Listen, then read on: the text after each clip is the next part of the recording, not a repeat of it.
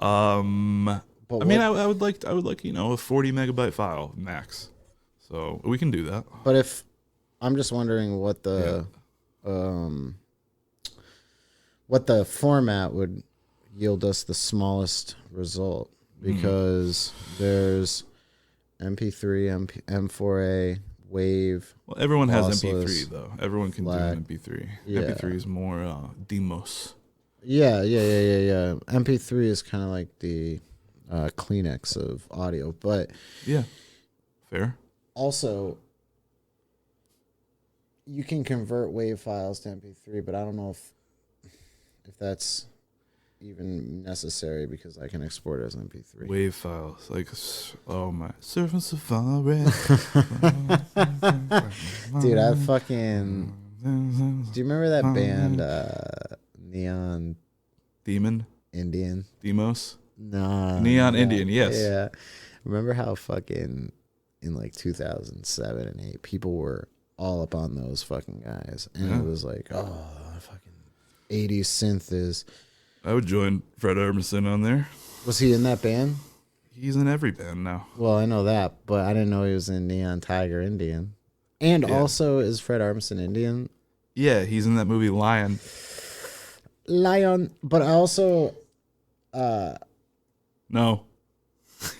Neon Indian, and then there was that other band. I'm lying. Yeah. What's that other band that came out in the 2000s, and they were from The Liars. With a Y. No. They were from a different country, and no, my friend was like obsessed with them, and they no, they were fucking hilarious. Dude, my friend was so into them, and he would play them all the time, but I hated them. And it's not Bastille, but it almost sounds like that name. It's like, fuck, what is the name of that band, dude? Beirut? Yes. Yeah. Fuck, dude. Beirut. They had that one song that everyone loved, right? What was it called? It was called I'm a Busker. I'm a Busker. That's with horns. That was their first song, but really their main hit was like, I forget, dude. It's like if Bad Cologne was music. Yeah, it's like Drakkar Noor. Sorry, Beirut. Shots fired. Let's see, not Elephant Gun. Elephant's Memory. No, it was Gulag. Goldfish is Orchestra. Was this wait, Pompeii. That's the album. Oh yeah, dude. Pink Floyd. Better. Oh, dude. That is a fucking Elephant Gun. Yeah. If you could stop doing this podcast and just drum in Pink Floyd, would you do that? Oh. Yeah, dude. Yeah. I don't think I would drum though. I think I would just sing. Dude, I would fucking Nick Mason, 74, Pompeii, 72. I mean, amazing. Is this the 72, 73, 74? Oh, this sucks. Remember this? Rufus Wainwright, is it? If Bernie Sanders doesn't win, we're gonna be fucking forced to listen to Beirut as that our wasn't national Rufus anthem. Wainwright. No, that was Beirut, and could have fooled me. You know, Bloomberg's a fan of Beirut, and he's a big Neutral Milk Hotel head as well. He has a tattoo of the moon-shaped pie eyes on his asshole. I saw his back patch at the debate. Yeah. And it was a fucking his back patch. He's trying to appeal to like the Carano. Yeah, that whole fucking demographic. You know, I think that when you guys went to the rally, and the Strokes came on, and it became very apparent that someone had sabotaged the sound and Julian's performance. And just like that's your theory. That's mine and like 400 other people watching the live stream. They all thought somebody fucking ruined the fucking sound on purpose. It was the Brooks Brothers riot. He was too fashionable on stage. It was the Garfield lead singer. He couldn't sing, first of all, and I think that he's the new Jim Morrison in a lot of ways. He's gonna save us, I think. Dude, Jim Morrison sucks. But he's gonna whip out the lizard one of these days in New Haven, and he's gonna be like, in New Haven, 60 years ago today, Jim Morrison also fucking died. But Julian sucked. The band sounded flat. And I think that Bloomberg probably did something. Your boy's calling. All right. I'm going to answer it. Yep. Hello, you're on with the podcast, boys? Yeah, this is Benjamin. I'm scheduled to be on with the podcast folks. Thank you so much for coming on, Ben. This is Benjamin Dixon of the Benjamin Dixon Show, and we are honored to have him as our first guest on the podcast, boys. Thank you, Ben. Hey, my pleasure. So this is your first episode? Yeah, this is the first episode. My friend bought a podcast box today while I was at work. Yeah, hi, Ben. Wow. How's it going, my friend? Yeah, this is Colin. Dave asked me, hey, you want to record a podcast today? And I thought, sounds pretty good. How are we going to do it? Went to Guitar Center and dropped like $1,000 on a whole podcast apparatus. So now I begged him not to every step of the way, but it didn't take. This is great though. This is an amazing story. So you guys just went out and said we're going to do a podcast, but then the day of you go and buy all the equipment. Yeah, it's because you're an amazing story.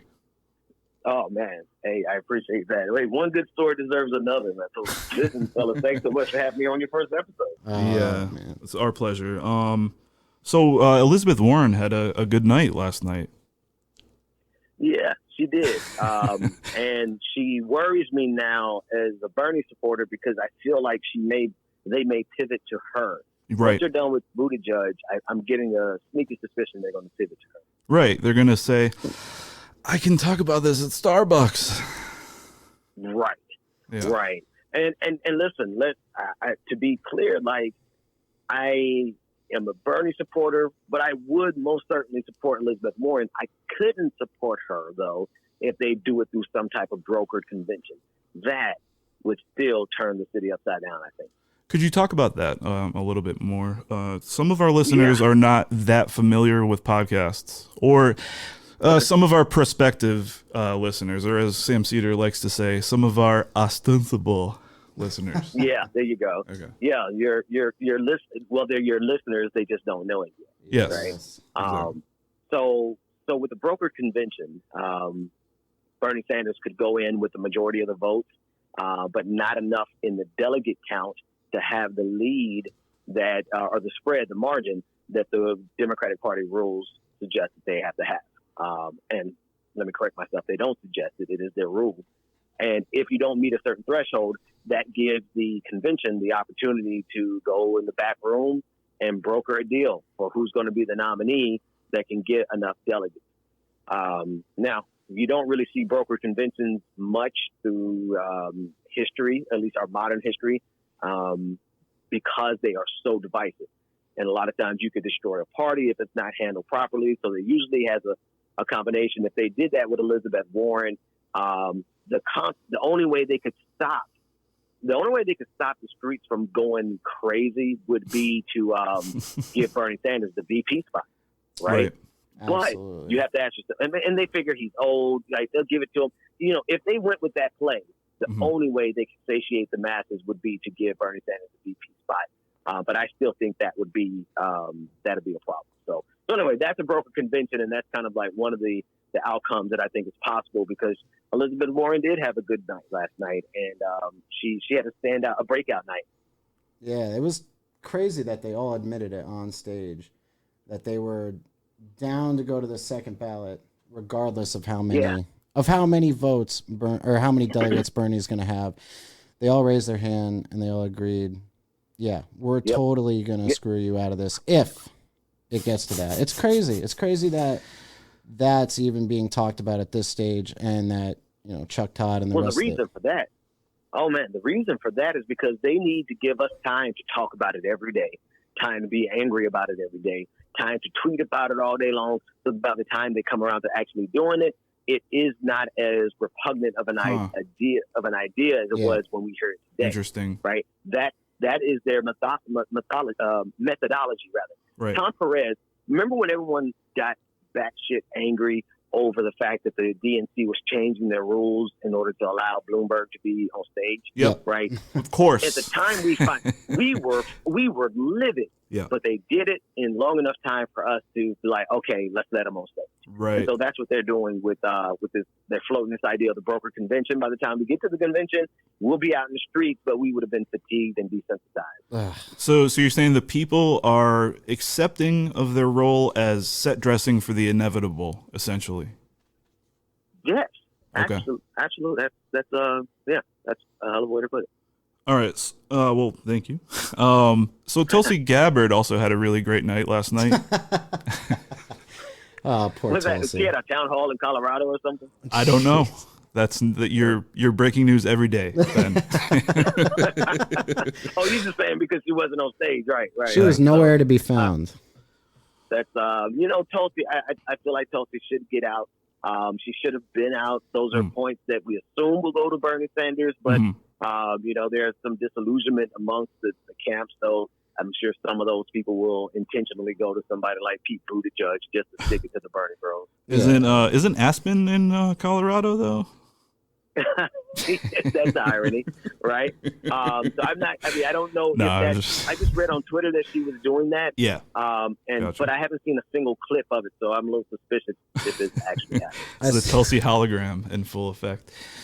I saw that Tulsi really started a podcast too yesterday and just dropped the first episode. I was like, "What are you Andrew doing?" Yang is now the CNN contributor to CNN. Right? I thought the first thing he does when he gets on there is attack Bernie Sanders. And big up Bloomberg. Oh, I talked to people in Bloomberg's. I'm like, dude, what are you doing, man? You are just. Oh, you mean him like just criticizing his performance? No, he was talking to people in Bloomberg's camp and giving basically strategizing for Bloomberg on. It's all bad on CNN and MSN. I can't. But $1,000 a month though. $1,000 a month to Bloomberg. Yeah. I mean, it fixes everything, including nuclear war, according to. Ben, Medicare for all. What does this mean for the country? What does it mean to you? I mean, it means that we finally will have a system where people don't have to avoid going to the hospital when they're having chest pain, right? Because, well, maybe it's a heart attack or maybe it's just acid reflux. And then next thing you know, they're dead the next morning, right? That story plays itself out all the time. And that's because we are fearful of the cost associated with going to a hospital, going to the emergency room. And in many cases, the issues that we have that are like, that are chronic conditions, right, that are treatable, they are also preventable. They would have been preventable if people were able to go see a primary care doctor versus just going into an urgent clinic when they have symptoms, right? And so that's what Medicare for All addresses. It removes the upfront cost that people have to pay to go get some basic care, some basic treatment, and some primary care, which oftentimes doesn't even end with a prescription written. It just, just a regular checkup. There's so many people in America who do not have that opportunity, right? And because of that, we see chronic conditions that could have been prevented. And then you also see people dying, right? There's, I think, estimated 60,000 people a year who die for the lack of coverage or being undercovered. So Medicare for All addresses all of that by erasing the middleman, creating a single payer system essentially, and making sure everyone can have access to health care as needed. Right. And then, to use another Sam Cedar brainworm word, the people have been immiserated, the victims, or the families of those victims. Was it 350,000? I'm not sure of the number that you just gave. That go bankrupt every year. Yeah. So it's in the 300,000. Yeah, and that bankruptcy. This is what I said on today's episode. The cruelty of debt going past death. Right. You die with debt, your wife's going to get it. Right. And so that is how committed they have our bodies to this capitalistic system, that even after we die, they're still coming after us for some type of settlement through our spouses and our those that we leave behind. And so there's an endemic problem across our entire system And whereas we allow it in certain sectors, a lot of consumerism, fine, right? But what we're saying is enough's enough. There's got to be a line where we're no longer going to allow the profit motive to be the core reason you're in business. We can't keep allowing the profit motive for people to make billions of dollars in quarterly profits at the expense of people who are dying of cancer. Amen. Well, speaking of dying, I don't mean to pivot on that word, but that's a horrible pivot. I mean, it's a great pivot, but it's terrifying. It's a great pivot. But okay, well, where are we going? Well, yeah, exactly. So, where are you going? The inverse. I'm getting there, Colin. Come on. Tell me about your childhood a little bit. You're in Atlanta now, but what was that like? What was that like growing up for you? Oh man, well, I didn't grow up in Atlanta. I grew up through the South in general, though. I was born in Selma, Alabama. Right near the Edmund Pettus Bridge, the historic bridge that Dr. King walked across. Okay. Then I spent some time in Louisiana, Mississippi, and then Florida. Right. So I've been basically all through the South. Now that I've thrown Georgia in here, right, I've officially lived in pretty much everywhere in the Southeast, the southernmost eastern part of the country, obviously. Not been in North Carolina, South Carolina. But anyway, I digress. It was cool. Your childhood was good. Went to high school at a what are those things? The magnet schools. I don't even know if they have those anymore. Yeah. But my parents' house is right near one, actually. Okay. Yeah. So I was part of the magnet pre-engineering program. I thought I was going to do stuff in math and engineering, so I went to college to major in math. But I had this opposite side of me also, which was music. So I always had this fight in my head between the creative and the technical, and the creative won out. I dropped out of college to pursue it. Hold up, music. What do you do? I play piano, but not enough to say I play piano. Right? There's some really great musicians that are out here on every level. Yeah. So I like to play the piano. I'm not a pianist, right? Wow. And I like to create music, produce music. Really like just more about pulling together the elements of a musical production. Are there vocals going on? I mean, I sing at church, man, but I'm not going to sing on this podcast, so don't ask that. No. Well, I actually do have a ukulele here. Let me bring it out. No.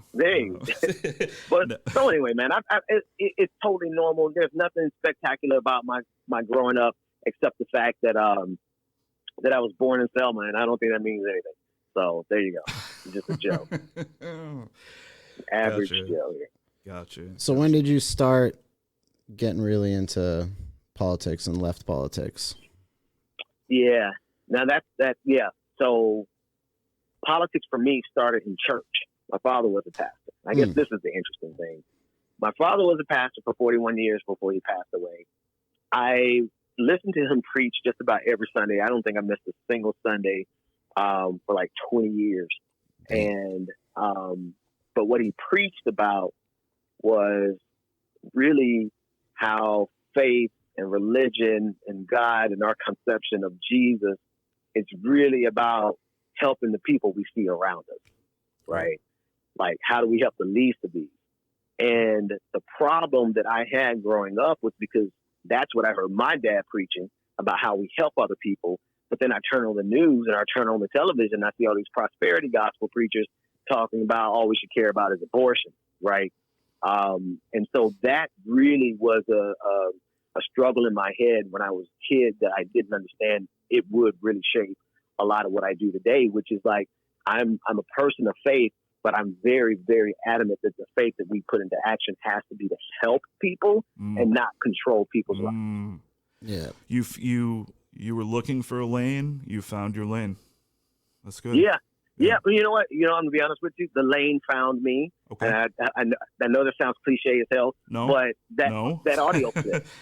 Can I tell you, man? The audio clip, that shit found me. I really was not looking for it. And then I just decided on a whim to do the show on Michael Bloomberg. You weren't looking for Brad Parscale to retweet you at 2 a.m. or whatever the hell that was. Exactly. Or Donald freaking Trump. Yeah. I think that's why it was so funny when CNN made those accusations, because if anybody knows me, they know one thing I can stand on is my integrity in media. right? My integrity in journalism. Now, you know what I mean? You catch me after hours might be something else. But in terms of what I do for work, what I do, the reason I do what I do is 100% about the pursuit of truth, wherever it goes. And so it was like, people know that about me. They may not put it in so many words, but they'll be like, yeah, Ben is a real one. They'll settle down and say, yeah, Ben, you could trust Ben. And so that is why it went viral more than anything else. Like the clip was compelling as hell. But the people I was able to share it with in the first 3 hours, they trusted me enough to even open the damn email. Let me tell you, there's a lot of DMs that we just ignore. I bet. Because if some listen, let me just qualify it, because it's not a bougie thing. It's a thing of there are people who spam us all day long, every 5 minutes, asking us to share stuff, share this, and those are the ones we ignore. So if you're like a new face in our DMs, like that's how we connected, right? You hit me up in my DMs. Absolutely. Yep. Specifically because you put the call out. I don't know your exact language, but you said the smaller the better, essentially. Get me on the podcast. And we're the smallest podcast in the world, literally. We sit around talking about this every, Tuesday or Thursday or whatever anyway. So why not start one? The more the better. And like that, when I first heard that clip and saw it, it blew me away. And then I think the most impactful thing was that not the attack, but the message came from the left, not from the far right, trying to discount Bloomberg. It was, a Bernie Sanders supporter showing how Mike Bloomberg is no different than Trump. Probably worse than Trump, in my opinion. How much money is Bernie paying you, Ben? Listen, and this is how much is Big Bad Bernie paying you? Because here's the thing, like the great thing about this is that there's only one group paying me. That's my supporters, right? Those are my people on Patreon, right? And you can go see how much I make. Of course, I do what I have to do around the city to take care of my household, obviously, right? But in terms of media, you can see it right there on Patreon. And would I have taken a check from Bernie? You're damn right, because I'm qualified to take one. But am I glad that I never got the chance to work for Bernie? Yeah, because I think it's more important for us to take down. Hell yeah. Right. So actually, on that level, how did you get hooked up with Sam Cedar in the first place? I can't really track it. Michael Brooks.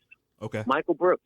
Me and Michael, we go way back. He was bringing me on the Majority Report whenever he was the guest host, or whenever Sam was there. This was when I used to live in Boston, so this was like 4 years ago. Okay. Where'd you live in Boston? And I first linked up. I lived on the South End, over in where Canton, Stoughton, and Brockton, those clusters of cities are. Yep. They sound like coats. The Brockton coat, London Fog. No, yeah. So we live in Canton, right next to Stoughton. It was so close on the line that it was right on the line. So anyway. Boston area, so that's when I hooked up with the Majority Report, and I connected with Mike through Twitter. Okay, interesting. You guys are big fans of the Majority Report. Absolutely. I've listened since 2013. I have a problem saying I'm a fan of anything, I think, but I've been a I don't have a problem. I'm a fan, and I just actually got into Sam. Maybe I'm more persnickety than Colin. Maybe. Yeah, it's been like a year. I've been listening more consistently, and I've always tried to find good podcasts that lined up politically with me, and I didn't really trust Sam at first, but I love him now. He's the best now. At first, I was like this MSNBC guy because I didn't know much about him and I didn't listen. And then I listened and I was like, you know what? You voted for Hillary, but I love you because you are actually on our side and you're on the left. Oh yeah. Yeah, I can tell you, like, there's a lot of people who, if you get any level of success in the podcast you guys are doing, the first thing people are going to do is accuse you of taking money from George Soros, right? Cool. I've been accused of being. Does he give out free Sonos speakers? I wish. I mean, come on, man. Like, there's been days where I'm like, I really could use a check from Soros right about now. Could we make it happen by now? I've had some pretty tight squeezes over the last 5 years of doing this podcast. Man. And so, that's the irony of it. I'm like, everybody's accusing me of taking money, and I'm like, hey, I actually could you go become a Patreon? go to patreon.com/the BPB show and become a member, right? Because the hustle, and that's really a fundamental problem in our media. Right. What you two are getting ready to do in your podcast, every time the two of you sit down, you're going to have a type of dialectic almost, but you're going to go back and forth arguing, asking the right questions until you get to some truth that you both can agree on, right? You're exploring and having conversations based on the truth. And then you're just going to be dismissed as nothing but a podcast. Right. And what I'm trying to tell people and convince, the reason I'm doing these small podcasts is because I need all of you to understand that the real journalism starts down here, right? Because you are free to ask questions that they can never ask on MSNBC. Absolutely. Preach. Damn. Have you just been getting Bloomberg attacked nonstop? Talk about Bloomberg. He had an amazing night last night. Beautiful boy. How do you feel, Benjamin, that it was your fault that all these people were yelling at Bloomberg? You should give him some money, I think. What the hell? He loves money. Just give him some money. Yeah, exactly. Listen, if Bloomberg really wanted to fix the problem, he should have sent me $1 billion, right? Yeah, then I would have passed it on to Sam and let Sam break it out. Oh. It's still and then I would have split. I would have given Sam at least $100 million just for his efforts, right? So, but it feels pretty good. I'm gonna be honest with you. If you can hear the conviction in my voice, man, I'm always about trying to do something good. I've always just tried to do something good. And I'm okay with this being my peak because we did a hell of a thing here. We have slowed down, at least temporarily, and maybe we have even stopped an oligarch from seizing the Democratic Party. Yeah. I'm with that. I'm okay with that being what people remember me for because I just did my part, and we actually did some good. Dude, last night during the debate when they were attacking Mike, I was walking around my apartment with my hood on, acting like it was a rap battle, screaming like a psychopath. I was rooting for Joe, Pete, Elizabeth, and Amy, and I don't like any of them but Bernie. But I was like, dude, get this guy, get him. And all of them started looking a lot better to me when compared to that little freaking war. That guy, I am so happy that happened last night. I just hope that the media is not able to shield him as much as they're trying right now. It's crazy. Meghan McCain's even attacking him. We have to be sober. Oh, the Meghan McCain thing, that was beautiful, right? Oh my goodness, dude, that was incredible. All the people to be right. Meghan McCain would be the one that's right on that stage.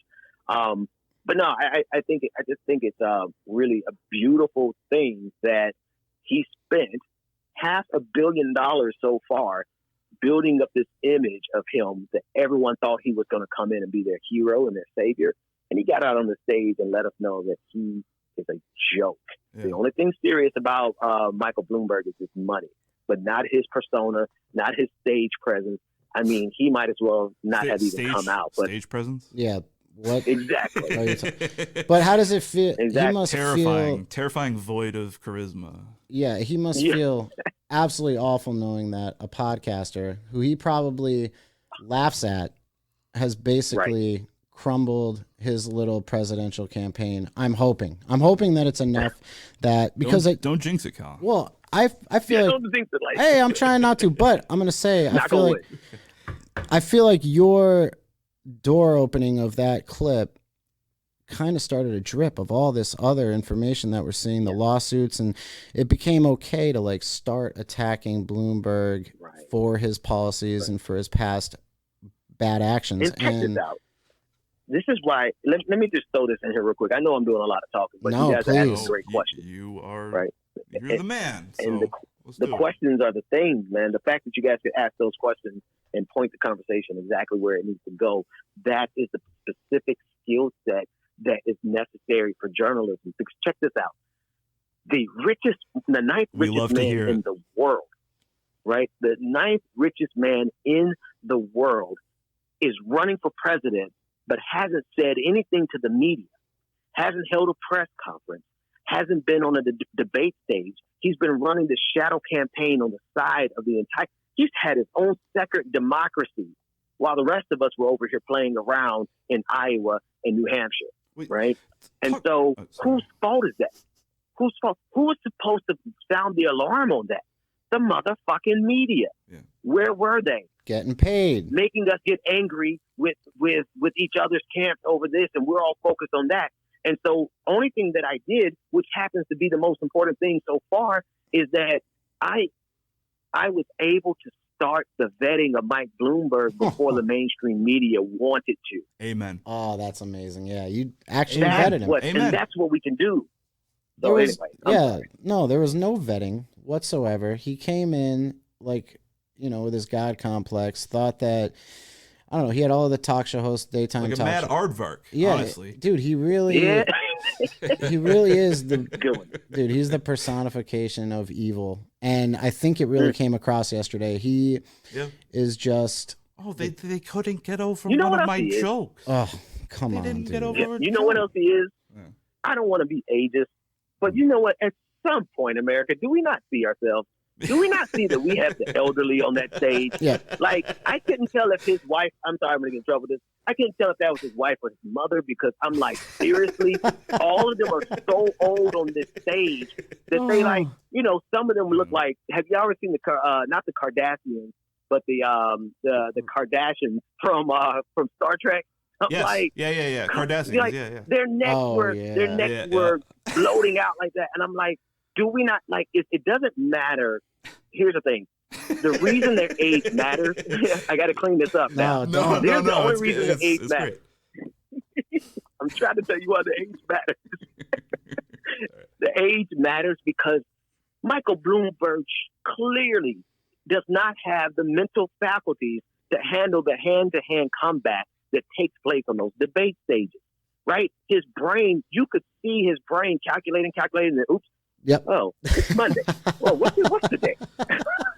You know what I mean? Yeah. Like, and it's not fair to him, and it's not fair to put this. This is what we do in America. We take people who are money machines and we run them for office because there's so much money around it. Never mind the fact that you're basically having to pry somebody up and put them on stilts and crutches just to get them inside of the debate hall. Ben, what is I was trying to put what I'm trying to. My whole thing with Bloomberg, the second hour, the beginning of the second hour of the debate last night was, I just had a pit in my stomach of just fear, and I'm seeing evil, because this man came out and essentially, just by manner, his whole presentation, he thinks that he still has a shot.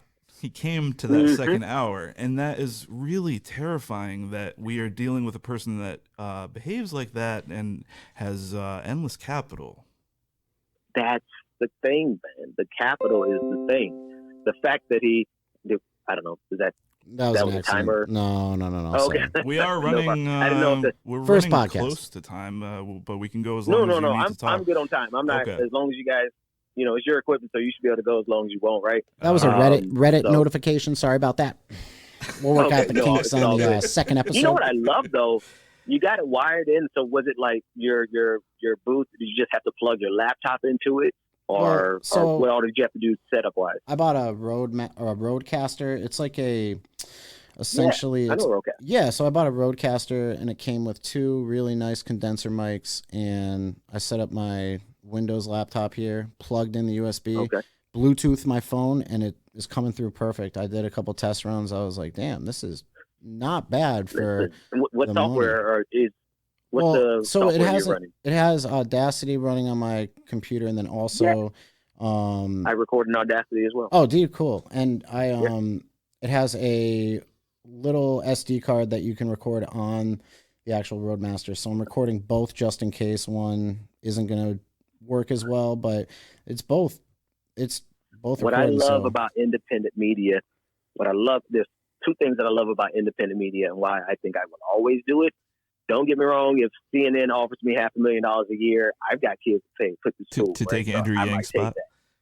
I would gladly take a spot. Hell yeah. A little shorter, a little darker, a little rounder, but I would take a spot. A little funny. A little bit. You think so? A little bit. So here's the thing. What I love about independent media is the innovation in it, right? You have set up a rig in faster time than I've seen companies that are making millions of dollars a year doing. Crazy. You got a podcast out. You're getting a podcast out in a fucking day. Yep. Right. When I've seen companies take a whole year and they haven't done what they're supposed to do in terms of podcasting. Shit. So I love the independent side of it because of the innovation and then like creativity and all that. Yeah. Kind of stuff, and the freedom. So there you go. That's a dope story that you guys got going on. It's awesome. It's the wild, wild west. You can just go to Guitar Center, buy something, and go for it. But if there's anything else you want to get out here in the world, how can we reach you? Yeah. How can we reach the man, Ben Dixon of the You Benjamin Dixon podcast? You can just put up the back signal. No, you go to Twitter. Listen, I'm gonna enjoy these little 15 minutes because we know this shit's gonna be over in about 2 more days, and everybody will be like, "Ben who?" So hey, you might stumble upon some Amy Klobuchar talking about keeping people in prison because she, But check this out though. Here's the most important thing that I would leave you guys. Honestly, what I am excited about the most is just these conversations, right? Going back and doing the podcast every day. That's why I haven't missed a day since this thing. Like I've done maybe 15 interviews a day since this thing happened. Jeez. But the first thing I'm going to do every morning is I'm going to do the podcast because it's a commitment to myself. It's a commitment to the audience. And it's also just a kind of catharsis, a release to be able to get all that shit out of my head. But that would be my thing is like, no matter how high or how low or how long it takes, just stay persistent and consistent in what you guys are doing. Oh, definitely. That's great advice. Thank you. That's tinkling music to my ears for sure. Unbelievable. Send me a picture of the booth. I want to see the booth. Sure. And send me a link of the podcast so I can share it with everyone. Absolutely. Hey, when we set up a link and we actually make the podcast, a couple 2 hours, we'll get it out there. 30 minutes sometime from now. Yeah, we'll let you guys are innovators. I know you get it done.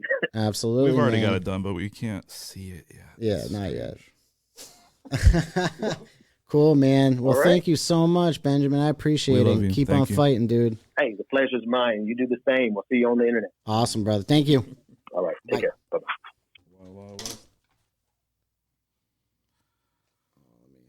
I don't think that could have went any better. Nope. I think that I stumbled a little bit. I don't think you did. I couldn't think what I wanted to say. Hey, I took over when you stumbled a little bit. The second round thing was maybe just pushing or like maybe